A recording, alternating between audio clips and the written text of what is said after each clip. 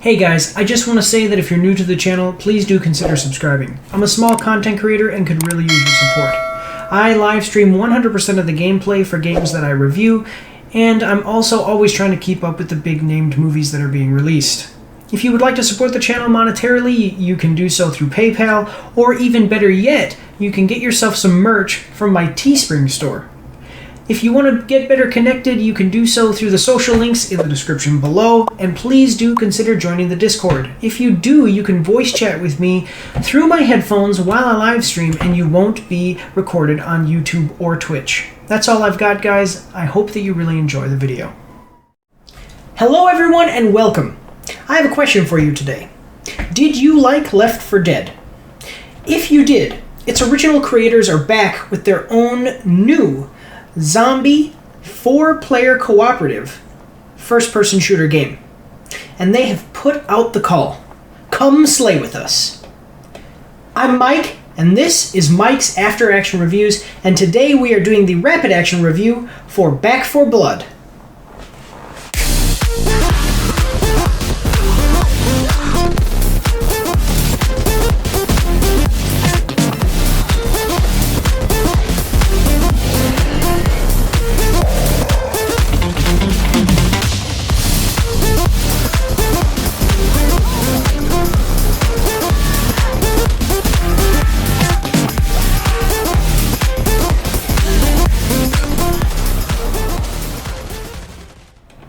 Alright guys, as always, we're going to jump right into this, and I have my notes to keep me on track. Okay, so this game was developed by Turtle Rock Studios, which is known for Evolve from 2015, and of course, as I stated earlier, Left 4 Dead from 2008. It was published by Warner Bros. Interactive Entertainment, which most recently is known for Mortal Kombat 11 from 2019. So we're going to go start off with the story. So this is from back4blood.com. Back 4 Blood is a thrilling, cooperative first-person shooter from the creators of the critically acclaimed Left 4 Dead franchise. You are at the center of a war against the Ridden. These once-human hosts of a deadly parasite have turned into terrifying creatures bent on devouring what remains of civilization. With humanity's extinction on the line, it's up to you and your friends to take the fight to the enemy, eradicate the Ridden, and reclaim the world. So that's what it says on back4blood.com. What I have to say about the story is that basically it's pretty minimal. If you don't pay attention, you will completely miss the story. In fact, the first level starts with a thing happening, and that thing actually affects what goes on for the rest of the story in a kind of a minor way anyway. And they reference it a couple of times throughout the game, and I had no idea what they were talking about until I played through the first level again and realized it. But really what you're here for is the combat. So we're going to get in that in a minute, but I will say this. The game is broken into 4 different acts. Each act has 4, 3, 2, and 1 runs, respectively. Basically what runs are is just another way of dividing things up. Each run is between 2 and 5 levels, except for the last act, the 4th act, which has 1 run. It is 1 level. It's basically where you fight the boss. So basically the run is... How the game is played is all set up like a multiplayer matchmaking system. Hey guys, I just have to pause this here and say this because I forget to mention it, but I really hate multiplayer matchmaking systems in single-player campaigns, because what ends up happening is, in this game, you load in. If you don't have buddies, you play with bots, and then you can't pause the game, because when you pause the game, it acts as if it were a multiplayer game, and you can still get attacked. I absolutely hate this. This was hugely disappointing. It just irks me every time I see it in a game. You go into campaign, you say, hey, I'm going to start a campaign, and then it says, okay, what run do you want to do? And then it matches you with people, and you guys play through those levels of that run. Once that's over, it sends you back to the hub town where you then can select and do another run. Okay? Just so you guys understand. That's why they're called runs. It's actually a set of missions that you'll play with your specific party if you're not already pre-made. Most levels last about 10 minutes, with the whole campaign taking between 4 to 8 hours to complete. I took a little bit more time, as I do always, because I'm trying to review these games, and I played through a couple of the levels a couple of times. So yeah, between 4 and 8 hours, with each level being very short, which can actually be jarring at times because because basically, right as you're starting to get some of your momentum into the gameplay, you're like, oh, well, that was it, it's done. So I'll get into some of that in a little bit here. The core gameplay mechanic, as I said, story really is way on the back burner here. But we have combat. I will say that there is some solid gunplay here. I never felt like the guns were really running away from me, as I've stated when I talk about things like Apex Legends and stuff like that. And basically it plays like any other first-person shooter that you have today. Industry standard stuff. Nothing super interesting necessarily to write home about. But there are the enemies. We have some mutated ridden. The first things we're going to talk about are the three. So we have common ridden, which are just the normal zombies, and then you have mutated ridden, which there's a bunch of those. The three most common ones are tall boys, stingers, and reekers. Tall boys are basically these big, tall things. They come in and they kind of move a little bit quick and they hit hard. Stingers are smaller mutated zombies that can shoot at you from a distance. And then reekers, which are, if I said bloater, you'd know exactly what I'm talking about. They're the big fat guys. They explode. Some of them self-destruct. Each of these three have 3 variations, like the standard, and then 2 variations. I'm not going to get into that right now because this is a rapid action review. Then you have 3 different types of mini-bosses. You have ogres, which are giant, maybe like 20, 30 feet tall, masses. Breakers, which are basically smaller versions of the ogres. And then hags. Hags are a ridden that if basically whoever shoots at it, it comes running at them. They're larger, but they're not as big as the breakers. They run at you. They can pick you up. They start to basically eat you. Your buddies have to shoot at it. If it does eat you, it teleports. Basically you die. Like it transports you to somewhere else on the level. Your buddies can find you and revive you later. And then after it takes so much damage, it actually digs in the ground and runs away. And then there are some passive special ridden, or mutated ridden. The snitches, basically when you shoot them, they scream, alerting hordes, and hordes come at you. And sleepers. Sleepers are stuck to the wall, almost like from the Alien movies. They jump at you at a certain range as you walk to them and get within range. They're kind of like an ambush tactic. You can shoot at them if you're not within their range to kill them and disable them. I will say that there were some issues. Basically, my biggest issue and the biggest frustration that I had with combat with this game is I remember playing Left 4 Dead. I didn't own Left 4 Dead. I didn't play through it extensively, but I do remember playing it a couple of times. It was a pretty popular game when I was younger. I remember playing it, and it was it felt like you were like 4 people, and you would just mow down basically regular old zombies. And you're just mowing them down constantly all the time. Here, you will run through areas of the level where you're not getting like horde attacked all the time. But when you do enter combat, you will be overwhelmed. Often, you will be overwhelmed by 4, 5, maybe even 6 of the special mutated ridden all at once, and it got really frustrating. Not because they're necessarily difficult to fight. In a normal way, like they don't deal a huge amount of damage, they don't necessarily have a huge amount of health, but the stingers and also the tall boys have a variation. The tall boys have a variation that can grab you. The stingers have a variation that can pin you. The hag can pick you up. And when you get hit by that, you're basically immobilized. So a lot of times if you have like 6 mutated ridden, if you have 2 stingers, you'll get immobilized. You'll get out from the immobilization, start fighting, and then immediately get immobilized. It's very frustrating. There are some levels where you're going to spend some time, basically, you're immobilized, your buddies fall, one guy revives you, then you've got to go, help your buddies who are immobilized, and then you all die, except for maybe 1 or 2 people, and then you guys are just reviving. And you're going to spend all of your time just trying to maintain your squad because you can't do any fighting because of like this immobilization mechanic that they have in the game, and it gets really, really frustrating. I started to get really upset with some of the levels, like it was dumb. And then other times, depending on the luck of the draw, which enemies horde at you, you'll do fine because the enemies are not actually so super difficult depending on which difficulty you play the game on.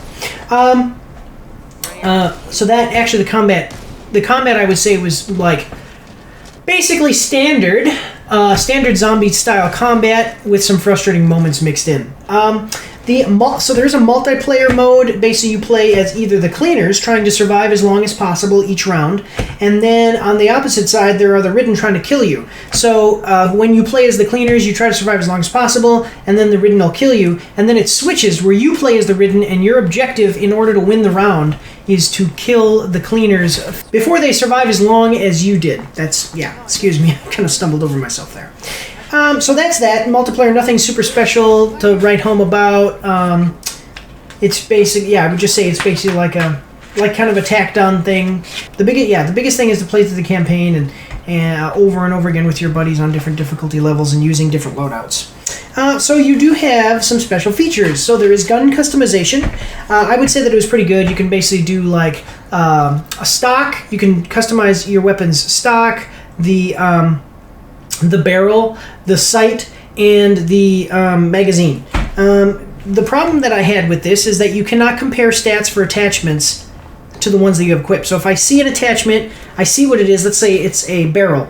I have a barrel attached. I see the color of this barrel. Maybe it's a higher rarity than my current barrel, but I can't compare what it does. So you either have to memorize what each particular type of barrel or stock or whatever does, and then figure that out, or you have to, like if you're going to buy it from a store, you have to purchase it, look at it, and then if it's worse than what you currently have or you want to keep with what you currently have, you switch it back and you've wasted the money or you've wasted the time just checking it out. And often, as I said, if you're in combat, you're going to be getting horde moded, unless you're picking it up during those times when there's like a lull in combat.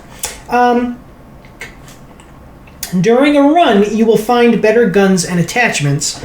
The problem is, well, not really like a problem, but it's kind of a disappointing thing, is that there isn't like a prolonged character progression, because between each run your gear is reset. That's okay. I'm just telling you that, don't expect to. It's not like Call of Duty where you can continually upgrade your guns and attachments and things like that, and then each time you go into combat you're more powerful. The real prolonged character progression doesn't come from actually upgrading your characters or your weapons. It comes from the card decks. Now these unlock. So basically, card decks. As you play through the game, you can unlock cards that offer buffs. Some of them offer strong buffs, but then minor to medium nerfs. To your character in different ways. You can build cards of up to 15 decks that are unlocked as you progress through the levels of the run. So basically, you have 15 cards in your deck. As you play through the level of each run, you pick a card. You pick so many cards, and you can pick one of those. Like, you draw so many cards, you can pick one of those as you play, and then they add up in your hand or in your active slots as you are playing through each of the runs, and then by the end of the run, most likely you're going to have all those cards unlocked in your full deck and you'll be full powered or whatever. I will also note that within the card deck system, there is also the negative buffs that are offered by the game randomly. So you can have things where, like the zombies, basically each level, the computer will pick random cards where, like, the zombies can be more powerful. Each of the mutated zombies can do a different thing. There might be like fog, which is a big one because it makes it really hard to see and you can get lost and overwhelmed. That is where you really will have the progression. I have not played enough to really get into all of the different cards that you can get, but some of them are actually pretty good and do offer good, unique bonuses. With that, I'm going to go into my final statement and review score. Basically, what I want to say about this is that this is, as everyone has probably heard by now and everybody else is saying, this is a spiritual successor to the Left 4 Dead franchise, but how did it really do? Like I said, I did not own Left 4 Dead. I played it as a kid, like cooperatively with friends and things like that. I think that one was better. I might be remembering it wrong. It might just be rose-colored glasses, but I do just remember that game being a little bit better, mostly because it was one of those games. It was almost like a hack and slash, except with guns, where you're getting hoarded with all of these basically pretty weak enemies, and then once in a while, you'd get situations where you'd get hit with the mutated zombies. Here, anytime that there's combat, it's mutated zombie, mutated zombie, mutated zombie. That gets really frustrating, and I talked about that before. Another thing is that there's not really a connection, and this might be something that Left 4 Dead was as well, but there's not really a connection with any of the characters. There's not much of a story. you're really showing up here for combat.